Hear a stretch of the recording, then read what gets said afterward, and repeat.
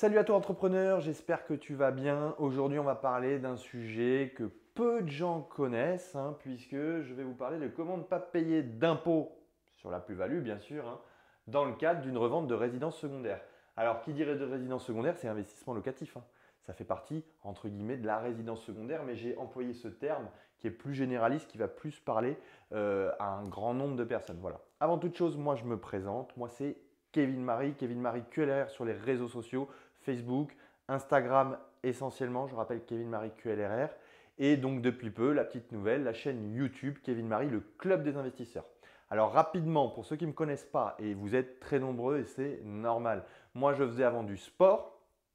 Ensuite, j'ai fait de la médecine puisque je suis devenu podoposturologue pendant 3 ans, jusqu'au jour où j'ai rencontré Cédric Anissette et son programme phare IMO étape par étape. Résultat des courses, j'ai tout arrêté du jour au lendemain et je me suis lancé dans l'entrepreneuriat immobilier avec une quinzaine de biens en 6 ans. Vous voyez, là aussi, comme la plupart des formateurs, je ne vais pas vous dire que du jour au lendemain, j'ai acheté 92 biens et que j'ai gagné 35 000 euros par mois. Non, voilà. En 6 ans, une quinzaine de biens, entre 2 et 3 par an. Et ce qui fait que je suis à la tête maintenant d'un patrimoine net. Donc c'est là aussi des petits malins, patrimoine, il y a brut et net. Donc net, c'est-à-dire que si je revends tout du jour au lendemain, de 1 500 000 euros.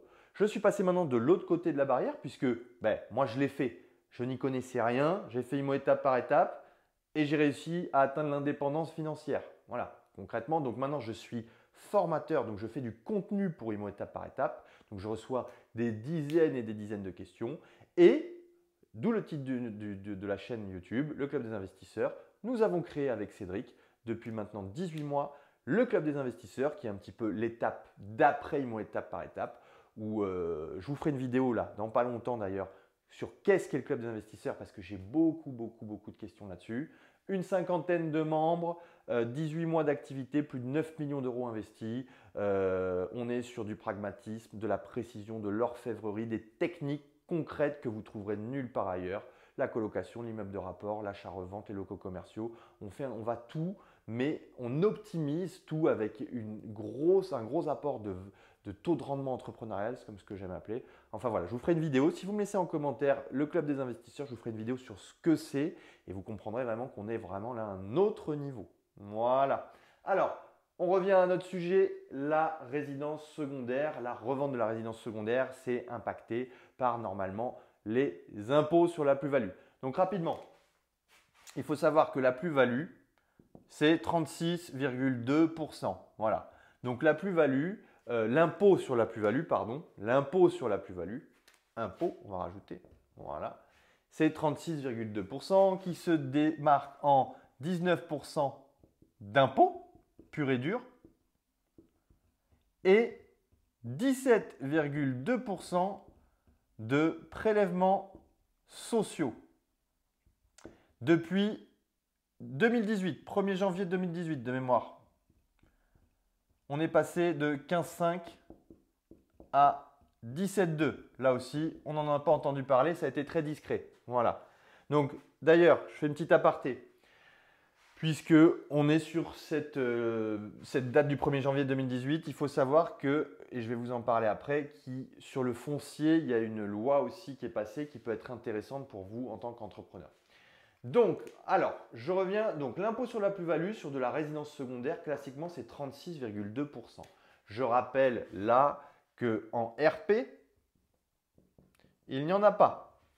Donc, en résidence principale, il n'y en a pas. Donc, quand vous revendez votre résidence principale, vous êtes exonéré de taxation sur la plus-value. Donc, vous ne payez pas ces 36,2%.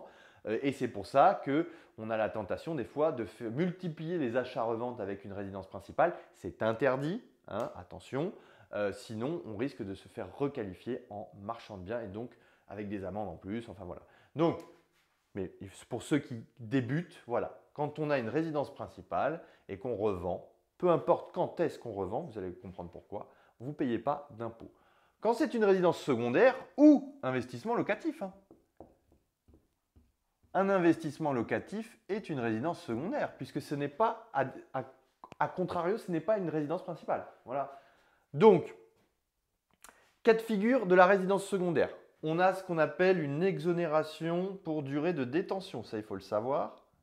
Exonération, durée détention. Donc, qu'est-ce que c'est? C'est qu'en gros, plus vous allez garder votre bien en résidence secondaire ou votre investissement locatif, ben, à partir de certains nombres d'années, vous n'allez plus payer certains types d'impôts. Donc, on va revenir là. Les 19% d'impôts au bout de 22 ans de détention, vous ne les payerez plus. Et les 17,2% de prélèvements sociaux, c'est 30 ans. D'accord? Donc, j'achète un appartement que je loue. Si je le garde 30 ans, ben, si je le revends et que j'ai une plus-value, d'accord, donc si je le revends plus cher que ce qui m'a coûté, eh ben, je ne payerai pas d'impôt. Alors, vous remarquez, je ne vais pas vous parler là de LMP, SCI, à l'IS, amortissement et tout.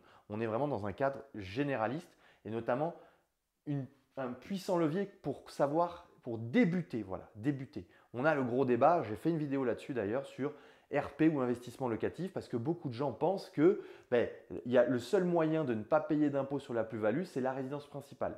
À travers cette vidéo, je vais vous montrer vraiment que c'est faux, qu'il y a plein de cas de figure où on ne paye pas d'impôt sur la plus-value dans le cadre d'une résidence secondaire, mais plus particulièrement un.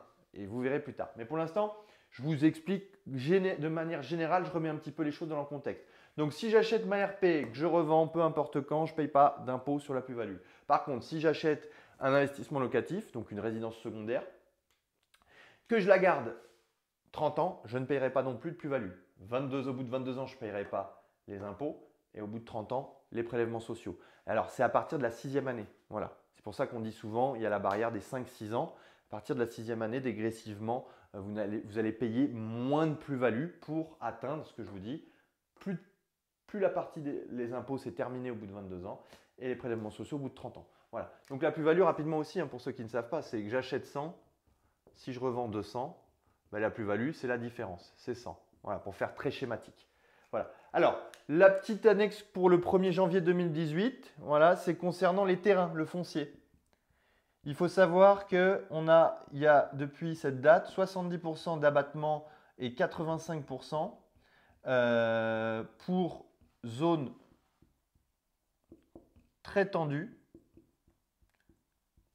à bis avec des conditions de revente sur 4 ans. Je vous explique rapidement. C'est-à-dire que depuis cette date-là, si vous vendez un terrain, d'accord, qui est en zone très tendue. Alors là aussi, laissez en commentaire si vous voulez que je vous fasse une vidéo sur le foncier, sur les PLU, les COS, les terrains. Je peux vous faire une vidéo aussi là-dessus. Donc, dans une zone très tendue, zone A ou A bis, ça correspond à la banlieue parisienne, la Côte d'Azur, la banlieue lyonnaise. Voilà, c'est des zones très tendues. On dit très tendues parce qu'en fait, il n'y a plus de terrain pour construire. Voilà. Donc, si vous vendez un terrain dans cette zone, d'accord, et que l'acquéreur va promettre, ça va être inscrit dans le compromis, dans l'acte. Donc, il y aura une clause qui dira que l'acquéreur, celui qui va acheter ce terrain, s'engage à, dans les 4 ans, construire des logements sur ce terrain dans les 4 ans. Vous avez le droit à 70% d'abattement sur votre plus-value, d'accord, ou 85% si l'acquéreur en plus va construire des logements sociaux. Donc là, c'est un petit tips que je vous donne sur ça. Il faut savoir que ça peut aussi être intéressant. En tout cas, c'est à savoir. Donc depuis le 1er janvier 2018, ça. Voilà. Ça, c'était un petit peu l'introduction. Maintenant, on va parler plus concrètement de ce cas de résidence secondaire qui, dans une stratégie d'investissement pour atteindre l'indépendance financière, les revenus alternatifs, surtout en cette période, vous allez comprendre.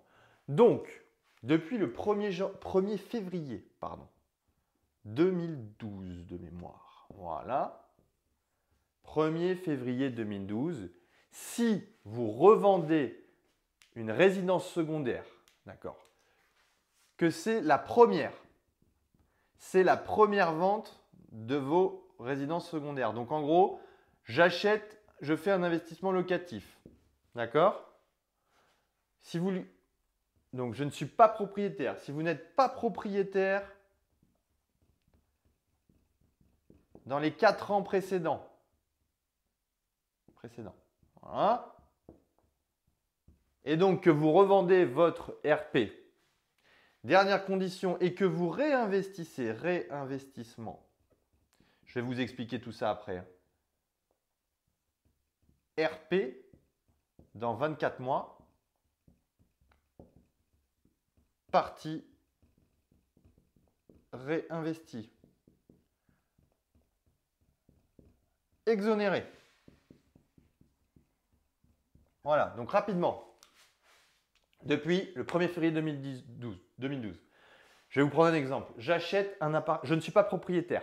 Il y a le débat RP, investissement locatif, parce que les gens, croyance ancestrale encore, pensent que pour être exonéré d'impôt sur la plus-value, il faut forcément acheter une RP.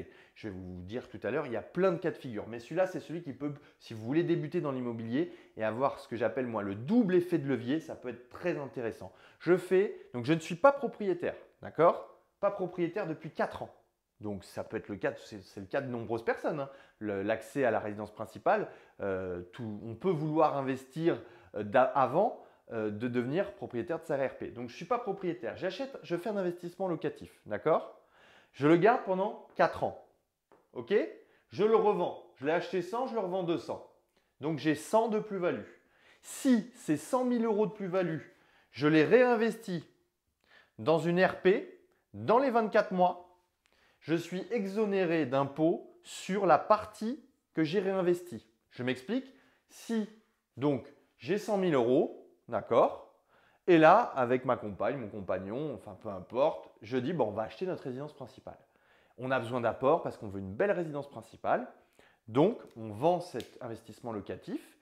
Et bien, la partie de la plus-value qui sera réinvestie en apport dans votre achat de RP sera exonérée de plus-value. Donc là, en gros, si vous réinvestissez les 100 de la plus-value en apport, ben, vous n'allez pas payer 36 200 euros de taxation sur plus-value. Quid de ce que je vous ai mis avant. D'accord? Par contre, si vous réinvestissez que 50, ben, vous serez exonéré que sur 50. D'accord? Est-ce que c'est clair?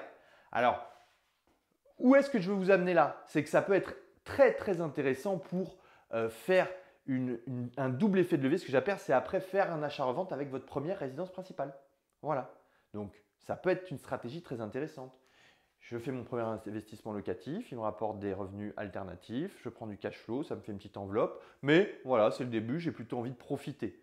Par contre, voilà, à un moment, j'ai envie d'acheter donc ma résidence principale.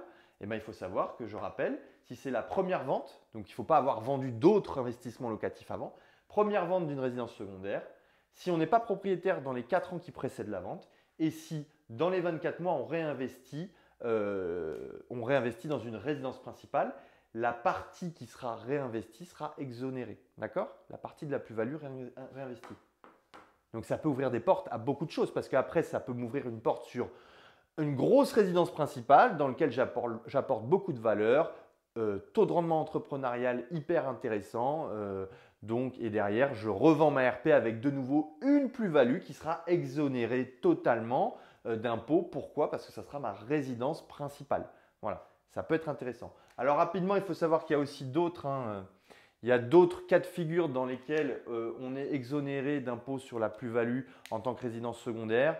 Il y a donc quand on est résident, on s'en va, on est résident étranger, qu'on a une résidence secondaire, qu'on veut la vendre, on est exonéré de plus-value sous condition bien sûr de vendre, enfin voilà, à une date limite avant son départ, nanana. Les ventes issues d'expropriation également. Quand on se fait exproprier, donc on est exonéré de plus-value. Les petites ventes en dessous de 15 000 euros, d'accord, même si c'est une résidence secondaire, exonération de plus-value. Et après, ce qui peut aussi nous intéresser, là je vous mets aussi un petit tips, mais de l'autre côté de la barrière, entre guillemets, c'est notamment, alors il y a lorsqu'on est détenteur d'une carte d'invalidité ou qu'on bénéficie d'une pension de retraite, bon, il y a des conditions sur les revenus fiscaux qui sont assez compliquées, mais par contre, il y a aussi un autre cas de figure, c'est celui qui peut nous intéresser, c'est lorsqu'on vend, donc résidence secondaire, parce que l'on s'en va en maison de retraite ou en foyer handicapé. Donc là, pourquoi je vous parle de ça? Parce que quand là, je me positionne en tant qu'acheteur, si Je vous rappelle, il faut vraiment connaître la genèse d'un achat, pourquoi poser des questions. Si l'agent immobilier vous dit « Ah mais c'est parce que cette dame s'en va en maison de retraite » et vous vous demandez « Mais attendez, c'est sa résidence secondaire ?» Il vous dit « Oui, tout de suite, elle va être exonérée de plus-value. » Donc je peux peut-être être plus agressif sur la négociation parce que bah, forcément dans ses calculs, elle n'aura pas à donner un pourcentage en tant qu'impôt sur la plus-value. Donc voilà, c'est une petite technique à savoir ça. Donc renseignez-vous bien quand vous êtes intéressé par un bien sur le pourquoi, sur l'historique de la vente parce que ça peut être intéressant pour adapter votre stratégie de négociation. Voilà, en tout cas à retenir c'est surtout ça. Voilà, donc j'ai envie de dire qu'il coupe complètement le débat sur résidence principale ou investissement locatif, enfin du moins en partie. Et puis ça peut être intéressant quand nous on veut acheter. Allez, à très vite.